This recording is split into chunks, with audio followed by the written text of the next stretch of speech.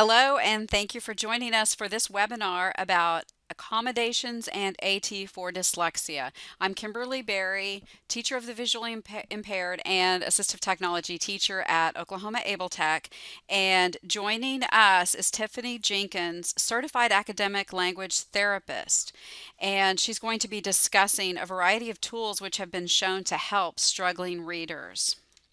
As a result of your participation in this webinar, you will be able to define the term accommodation and list several accommodations which may help a student with dyslexia, define modification and provide examples of when modifications may be appropriate, and list several tools which help a student with reading tasks. Let's welcome Tiffany. And Tiffany, as you get started, if you could give us a little bit of your background. And I understand that you are not only a parent of a child with dyslexia, but you're also a person with dyslexia. So tell us how that helped you to get involved and how that changes your perspective and helps you with understanding tools and accommodations to help with dyslexia. I am a parent with a student who is a senior this year, who will be graduating, and I am a dyslexic myself. Most of the tools I will show you today I either use or have used or actively have students using. I am a big believer in AT, leveling the playing field for our students. And the one thing I can tell you about today is it will not be a complete overview of everything. When we have 30 minutes to go over it, it really is some of the ideas to help spur some research on your all's end. So. Exactly. Well, and so we don't have a whole lot of time, so let's just dive right in and get started with your PowerPoint. All righty. So we're going to talk about accommodations and assistive technology.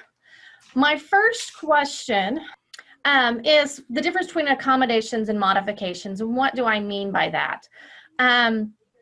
If a student uses an audiobook to read or a screen reader to complete their AR quiz, that's more of an idea of an accommodation. Whereas a modification is when we have a student who has a worksheet, but it's only taking part of the classroom learning into account for the student. So what we really want to do is limit those modifications because it does change the curriculum. It offers less content and experience in the classroom for our kids. It changes the expectations of their learning. And one of the biggest points is it does build larger gaps between our students and their peers. So we do want to make sure we're looking at accommodations more than modifications. There may be times that we do have modifications that will need to be made. But for the most part, we do want to try to make more accommodations than we do modifications. Accommodations, on the other hand, if I can get my mouse to cooperate with me, do not change our curriculum. They don't change how our student interacts with the curriculum. It really is not a substitution for providing remediation as well. And I think that's something very important, especially when we talk about our kids with reading difficulties. We do want to make sure that it's not seen as an alternate solution, but as something that goes along with it. Accommodations can include assistive technology, but it won't always be the only thing available. Accommodations are not a crutch. It's not cheating. It's not unfair. I really wish we could all get that through our thought process and have it to where we really see it as a way of leveling the playing field for our students. One of the biggest things it can do is it can build independence and strengthen our students and preparing them for their role outside of our classrooms. We need to help remove the stigma of using accommodations, let our kids really learn how to be advocates for their use, but they need help learning how to use and advocate for that as well. Like I said earlier, there is, in this webinar, we're not going to walk away with the perfect answer for all our dyslexic students. That's because there is not one perfect list that will work for every student. Based on your needs of your school, based on the needs of your student, Based on the preferences they have, you're going to have different options for all of your students. When should accommodations begin? As soon as we have a point where the kid is struggling, that's where we want to start being able to provide some assistance to them. That may mean for a first grader or a second grader that we cut back on their AR goals as an accommodation, where they don't have to read quite as much as everyone else is reading. It may be that they get to use dictation in order to complete a writing assignment. So those are going to be some of the things that we're going to look at. We need to prioritize the needs and introduce them as they are in the most need. So if we have a student whose biggest goal right now is to be able to read a book, we're going to start there. If we have a student who's doing okay with reading, but we really need help with the writing side, we want to see what the #1 goal is and target learning how to use those tools most effectively. This last item on this slide, I think, is one of the most important. It must be okay for our kids to try things and fail. We didn't all walk into kindergarten and magically learn how to read everything on the first day.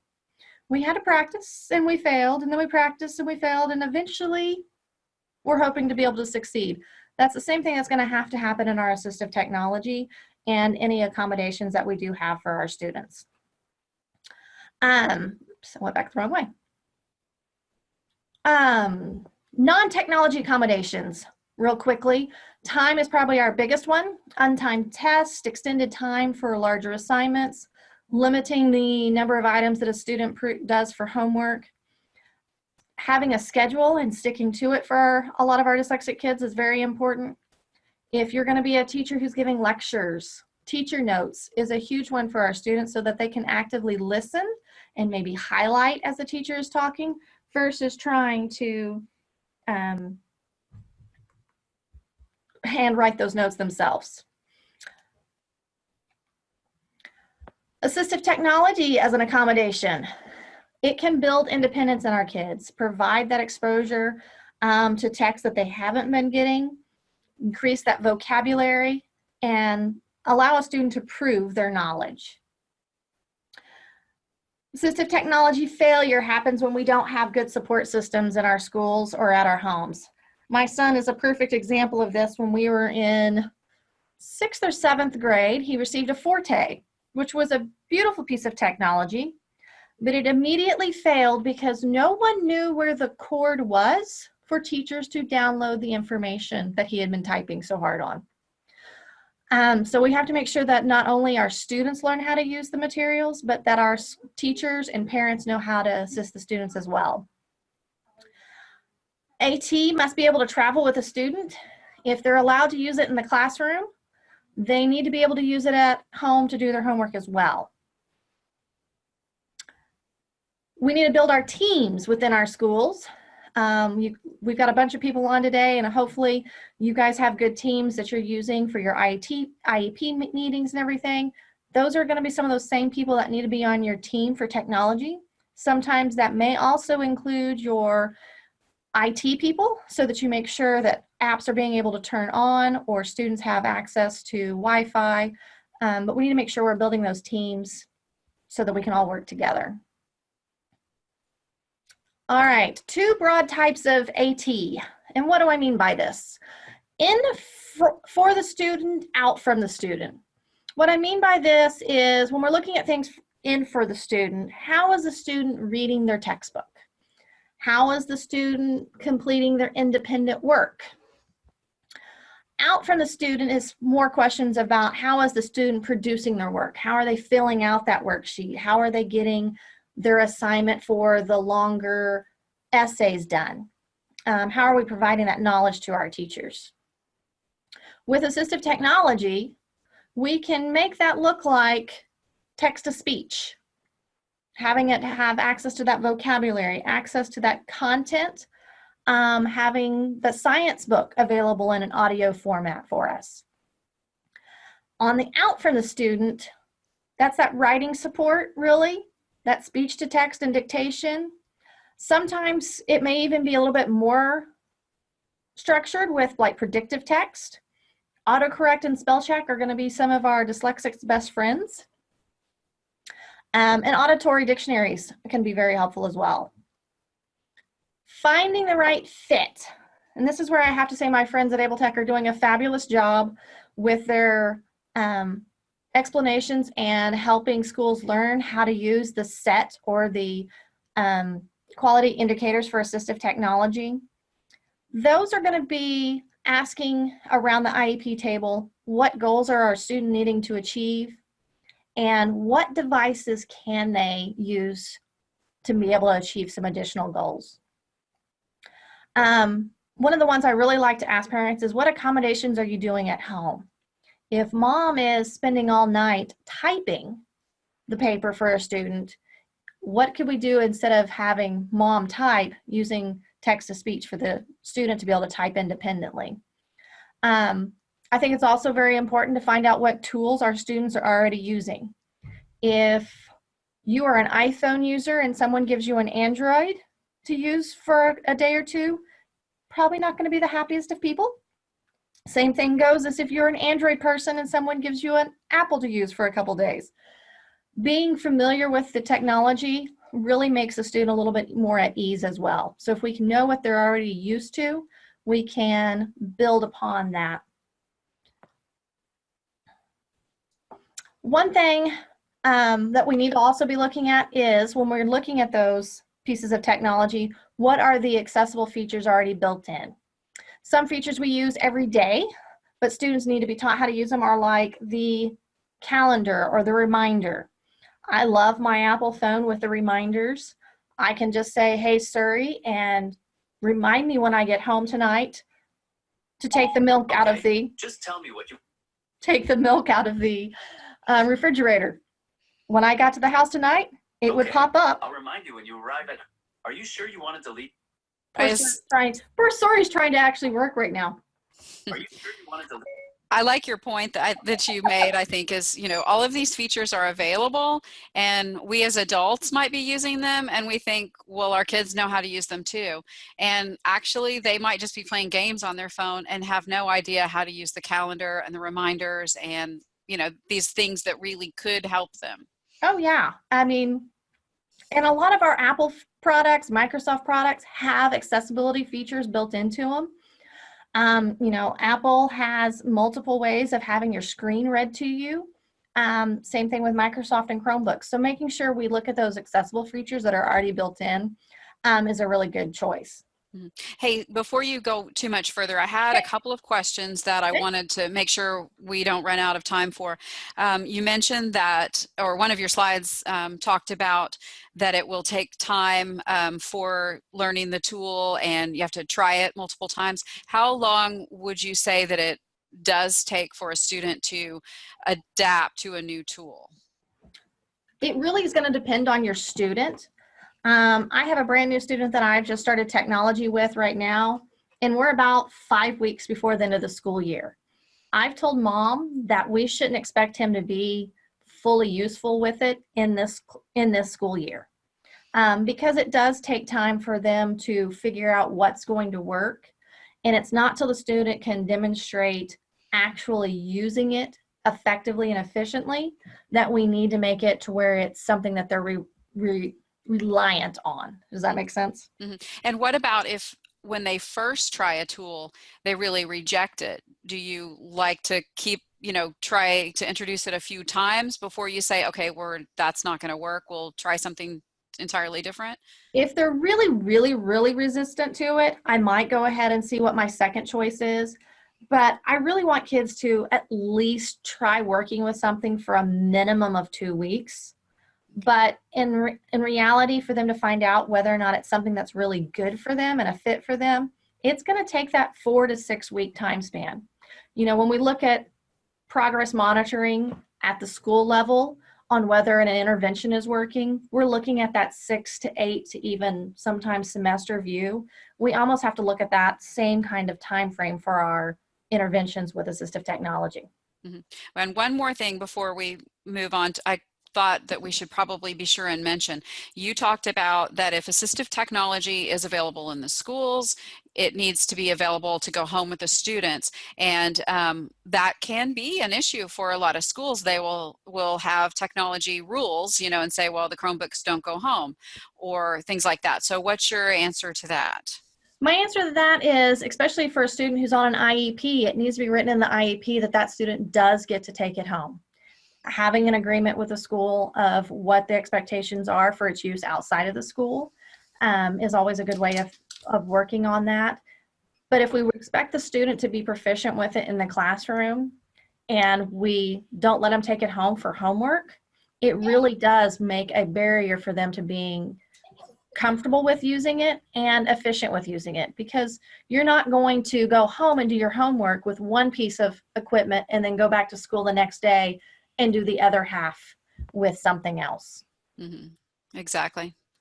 Okay, well, I'll pause my questions for now and let you move on with your PowerPoint. Right. All righty. So with that being said, I am going to make sure I didn't miss a slide here. My mouse is really picky today on this program. I'm going to start talking about some 8 assistive technology that is multi-device first. Just because I know we do have so many different schools using multiple different platforms. One of my favorite is Bookshare. Bookshare has 700,000 titles as of the last month. It has the top 100 children's books, including pictures. It is free for our students with a print disability, and it really is amazing what the kids can do with it. Bookshare does use a synthetic voice. But nowadays, the synthetic voices are getting pretty darn good. Our kids that are under 30, and I use that under 30 because my brother is 35, and I can remember multiple toys of his that had a synthetic voice and growing up in that digital age. So under the age of 30, our kids have really grown up with that synthetic voice. Their Elmo had a synthetic voice. Their game consoles have a synthetic voice. So most of the time, the students aren't as unhappy with a synthetic voice as the adults in their lives are. So if we as adults can keep our opinions out, we can let the kids make a little bit more success. The other thing I will say about voices is multiple devices have multiple voices to choose from. And you really have to find the program you're going to use and then dial into the voice that's most appropriate for you. Other than Bookshare, the other largest book title holder is going to be Learning Ally. They are human-read books, but not every book is read by the same human. I am actually a member of both Learning Ally and Bookshare, and I'm a part of a book study. And I went to go pull down the book, and I went to Learning Ally first, thinking it'd be nice to have the real voice for the book. And the person reading it is the most boring voice in the entire world. So I've defaulted, and I've gone over and I've requested the book from Bookshare because it wasn't available. So hopefully I'll have it in about 2 to 3 weeks at the latest. But most of the time, Bookshare is getting things a lot faster than that. Mm-hmm. It is, like I said, it is the human read. On the textbooks especially, you may have a different chapter being read by a different person. Mm-hmm. I used to be a volunteer for the North Texas Taping and Radio for the Blind, and was a reader on books like that. So I know how that works, and it's kind of for efficiency and because you're dealing with the volunteers that you have. And, when it was possible, I would say, well, I want to be the reader on this book, but, that just wasn't always possible. And if they don't have a connection to the book and aren't enjoying the book, they're not going to read the book with as much enjoyment and pleasure either. Mm-hmm. So it's interesting to get the different perspective. We do have a couple of questions that came through the chat. So before we get too far away from the topic, let's go back and talk about that. So Laurie said, when an AT device is given to a student, it is assumed that, or is it assumed that the student will need that AT device forever, or is it temporary? And then at what point is it, if it's temporary, at what point do you take it away? So I think that's kind of like the scaffolding idea. It's going to depend on what the device is. I'm in my 40s and I still need my text-to-speech. I can read a book and am very proficient at reading now, but the amount of time it takes me to read, and especially if I'm trying to read it for technical information, it can be very draining, and I don't do as well as the comprehension as I want. Whereas if I can turn on the audio, I can spend more of my time working on the comprehension versus the decoding. So a lot of our kids may use a lot of this assistive technology for a long time. There may be pieces that are very simplistic at the beginning. Here in a minute, I'm going to show one that's SnapType Pro. I love that for my kids that are the younger, probably 3rd through 5th grade, maybe 6th grade. But then as they grow older and their writing demands are more, I like switching over to either something like Notability or OneNote for the older kids because it has more options available for them and can be used for building larger documents, not just the smaller documents. So it's kind of a both answer. Some things will be able to be pulled away, some won't. And you really have to look at the student and ask the student, how often are you using that accommodation? Mm-hmm. And I recently attended the Decoding Dyslexia seminar on dyslexia a month or so back. And then also there was a session last Friday here at OSU. And some of the things that I've kind of gathered is that the earlier you intervene with the reading instruction, the intervention, then the quicker that the students can pick up and the better opportunity that they would actually resolve their learning difficulties.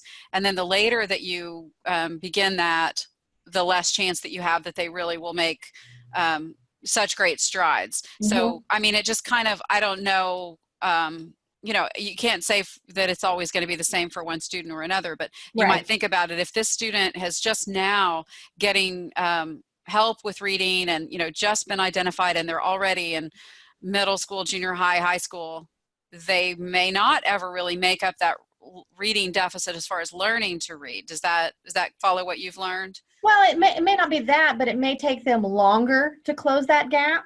And so they'll have more time where they will need that assistance. And it also depends on how the student is with the technology and how supported they are, how much that they're going to want to use it. Mm-hmm. A lot of times what I see is a student who is really eager to use the assistive technology when we're talking one-on-one, but they'll go back to the classroom and be nervous about using it. And that's where I really need the help from the teachers to kind of broaden the conversation a little bit. And if we're talking about a student who's needing some audiobooks, a lot of our kids need to work on their oral comprehension skills. Is there a book we can all do as an oral comprehension study? Could we all have a read aloud book that we're also working on that we get to use for our AR points? Because all of our students need to work on those oral comprehension skills as well. Mm-hmm. And a lot of these tools, I mean, you're really talking about universal design for learning. And a lot of these tools are becoming widely available and widely used for individuals in all fields, not just individuals who have disabilities. Correct. The other question, a couple of questions we got along the same lines were basically, if a student who refuses to use technology because it makes them look different, how do you know if that's the right device? And another participant says, same problem. I've tried a dozen types of AT from low tech to high tech, and the student refuses to use any tech. So again, I think you've talked about it a little bit, but how do you make that student feel comfortable in the classroom using some of these tools that we're about to show? Yeah, it really is about having the conversation of how we can be supportive not only of that one student, but how those things can be duplicated to other students. I mean, if we have it to where we're having a writing assignment and we have the writing cart for everybody to use, letting everybody use, speech to text and text to speech. It's a great way of proofing your writing is to listen to it being read back to you. If everyone's required to have it read back to them, or has it as available as an option and not just the student with a disability having that only option, it can help remove some of that. If it really is becoming a little bit of a barrier, giving them a safe place to go and use it. A lot of times, if they can take that writing assignment down to the special education classroom and do the dictation somewhere quieter, it might be a help as well. Mm-hmm. All right, well, let's go ahead and start looking at some of these tools. All right, I'm going to go through some of them kind of quick. Grammarly, I imagine a lot of people here have heard about Grammarly. It's one of my favorite things. My son several years ago refused to use Grammarly, and then he got into OSU OKC, concurrent enrollment. He came home saying, "Mom, have you heard of this program?" "Yes, darling, here's your paid subscription that I've been paying for." So it's kind of nice to see that when it gets out into the real world, some of it becomes common use for everyone. Microsoft Office Lens. If you look at the picture in the center there, that is just of a whiteboard from a student's perspective, possibly. You take the picture and it takes away that skew and saves the information. It can then be saved into a student's OneNote, OneDrive, Google Drive, multiple locations where they can then access it as well. Save it as a PDF, email it themselves, however they need to keep track of the information. It's really good for taking pictures of those whiteboards. Another thing that's AT, that's multi-device, is going to be our Microsoft Office.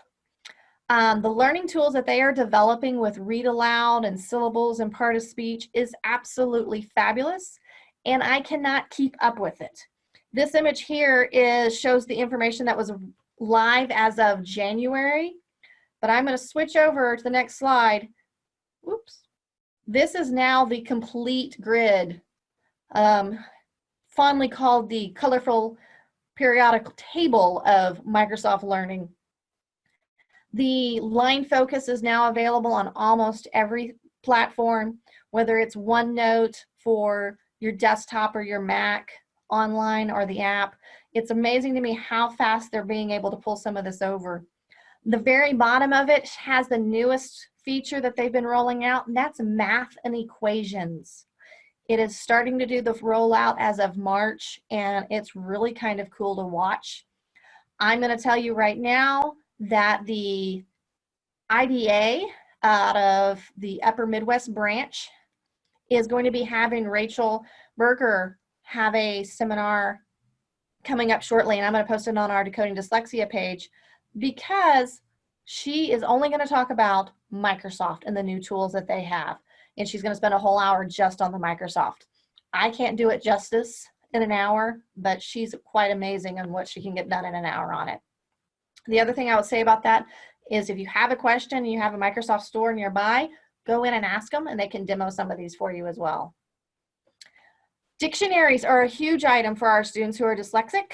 They can be able to say the word and it will search it for them so they can do the right spelling.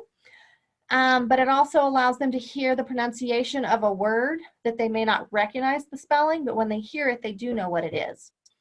So having that dictation and audio feature is really nice. For the younger kids, if you're just wanting an easy, quick spelling app, Easy Spell is one of my favorites. And it will even show them how to do it in print or cursive. For AT that's independent, our C-Pen readers, AbleTech has several of these that they loan. It's great for smaller amounts of text, the worksheets, being able to highlight just one or two items at a time.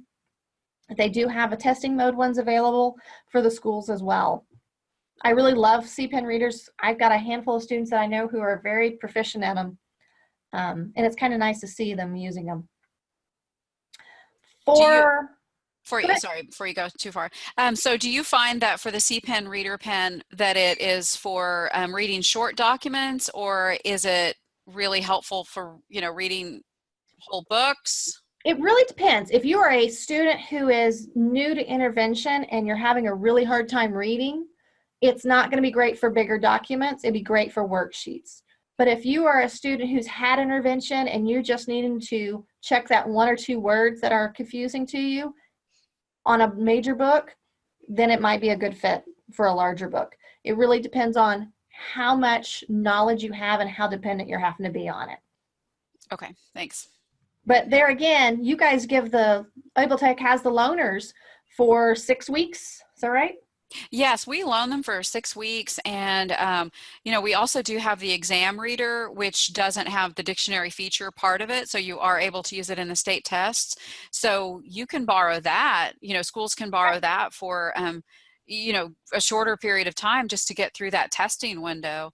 Well, and then having the 6 weeks as a trial to see how well the student's really liking it, that's a great amount of time to see if it's something that's going to be useful for them. I would definitely say we've had school districts who saw it, thought it was great, went back and bought, you know, a whole bunch of them. Yeah. I would not recommend that you do that, just buying a whole bunch and saying, we're implementing these. Really, you have to think per student and try it with your student and see if that particular student needs it and it helps them, because just buying a whole bunch of them, that's what happened with those Fortes you mentioned, and other, you know, other tools. Even when the iPads came out, it's like, oh, this is the tool that's going to help everybody. Well, it is right for some, but not for everybody, you know. So Yeah. I really don't recommend that you just go and buy a ton of them, Yeah. of any tool, you know. All right, I'm going to try to quickly hit some of my favorite tools for iOS. Voicedream Reader is probably my favorite for being able to read information. It is integrated with Bookshare. You can do PDFs, you can do web pages, and it will highlight the text as it's reading it to you. It is a paid version, but it's for the amount of money that you're getting, it really can read the most amount of formats as well. If you do want an integrated Bookshare one, you can also use Dolphin Reader or Capty. They're both free.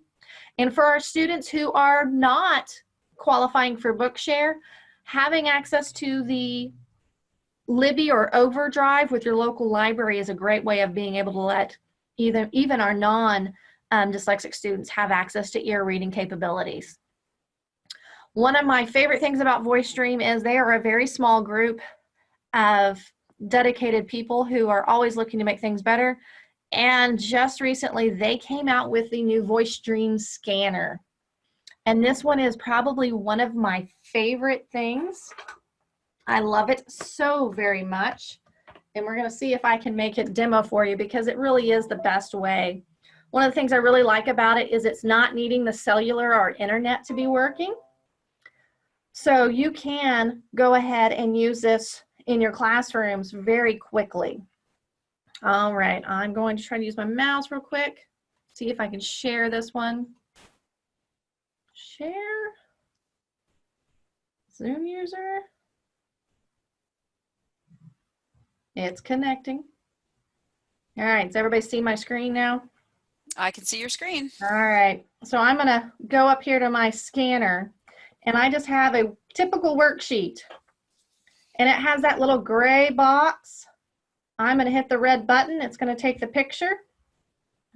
It lets you change the shape of the page if you need to.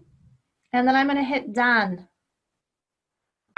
See how it's got the yellow boxes? Tap water contains substances, solutes, already dissolved in it. The amount and type of dissolved substances depend. So it can go ahead and read, and you can select the box that you're wanting it to read. Or, oops, here comes our weather alerts for the day. If you need it and you were looking at a larger book, you can change it into text format, and it will have everything in the format.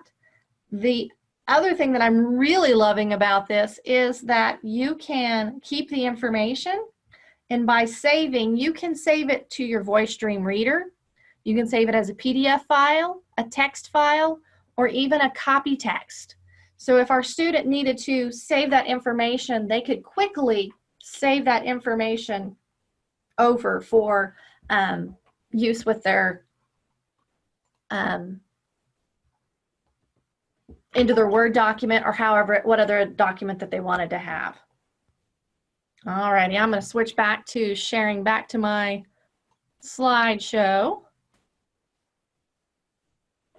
Here we go. Hey, while you do that, I was going to say I got a great testimonial on the Voicedream Scanner from a friend and colleague who is blind. And she says, let's see, the guy who's responsible for Voicedream Reader and Voicedream Writer just released Voicedream Scanner. It's pretty amazing. I'm getting far more accurate results with way less frustration than KNFB Reader or Seeing AI. The audio guidance system for lining up documents is less complicated and more intuitive than the competition. It seems to be less finicky and phone tilt as well. You can Yeah, I easily mean, it has just the 5 buttons, and I mean, you could see how quickly I was able to take a picture of that worksheet. You can do batch documents, so if you had 7 or 8 pages of a chapter of a book that you were needing to read, you could screenshot all of those and save it into your Voicedream Reader and then have it ready to play back later. Mhm. So The thing, sorry, it's becoming one of my favorites. yeah, it's amazing. I mean, KNFB Reader, for any of you who don't know about that, that came out a couple years ago, costs, you know, a whopping $100. And that's great because it was the first to do that. But then Seeing AI came along, it was free, but still to have something that is better and that integrates right with the reading tool and the writing tool that you were already using, I think that it's worth $5.99 or whatever they're charging for it. Yeah, it really is amazing to me how much Winston and his crew is being able to do with it. Mhm. And not having the internet or cellular makes it a big deal for our classrooms as well. And sorry if I sound like I'm giving a commercial. I don't mean to, but we want to try to give you all the things that are really helpful. I mentioned this one briefly a minute ago, SnapType. They have a free and a paid version. It's got it on Android as well. But you can take a picture of a worksheet and then be able to very quickly touch and either type or use your microphone to dictate answers. It's really great for those elementary students and beginners with ATs because there's not too many buttons or items to do. You change the text size by the slider bar at the top, so it's pretty quick and easy for our students to pick up and use. As the kids get older, Notability is another great option. It does have the option to record as well. You can draw, you can highlight, you can paste, and one of their couple of their newer features is you can make circles and straight lines very easily. And the other nice thing that I really like about it is they have started doing handwriting recognition. So you can use your stylus pen and do your scribbling, and my handwriting's not always the best, and it will do a pretty good job of being a optical character resolution of even your handwriting. It's pretty fun to play with. iOS and Chrome, some other ones that you can always look at are Text Help with the read and write. They also have their Equate IO, which is their new math version. The Don Johnson Snap and Read and Co-Writer are other good options for our kids. I don't gravitate to those so much, primarily because they are really geared for the classroom setting, and I try to get things for my students that I'm working with that they can use wherever they're at, whether they're doing a worksheet or filling out a job application, however they're most interacting with their lives. A lot of the Don Johnson and Text Help can be used for different state testing in different states. So it's one of the ways that you can use it. So if you're still looking for additional writing options, that would be a good place to start. Real quickly, why accommodations matter, because I know we're getting a little bit lower on time and I want to be able to try to answer a few more questions. Assistive technology matters because it really does help a kid show their learning. It is amazing to me when I have a student and I'm showing them assistive technology for the first time and they open something like the scanner and they go, why haven't I had this all the time? Or they're able to finally finish reading a book on their own that they've been wanting to read for years because they were able to get an audio copy of it. We really need to work on reducing the shame component with it. And we can do that by making sure we're providing them support both at home and at school with the technology. It really is amazing to me the amount of shame that the kids can feel. But if we can give them a little bit of independence, they really can flourish. There's actually some good research from Dr. Kaufman that talks about the culture of shame and the amount of shame about not being able to read and the struggle to read, and how intense that really can be for our kids. So if we can alleviate a little bit of that for them to be able to, you know, flourish on their own and become independent, that's really what we want to do. A lot of times right now, our kids are very dependent on having a hand scribe or waiting for the teacher to have time to be able to read the information to them. If we can provide them some independence with assistive technology, they're going to be ready for the workforce. And that's really one of the goals that we want to make sure we have for them. Mm-hmm. Well, this kind of goes along with helping kids to be self-advocating for themselves, you know, and if you can include them in the IEP meetings and have them, you know, understanding what their disability is and understanding how to ask for help and accommodations and assistive technology, and, you know, and just helping them with, you know, saying, hey, I need my tool at this time or whatever, you know. Right.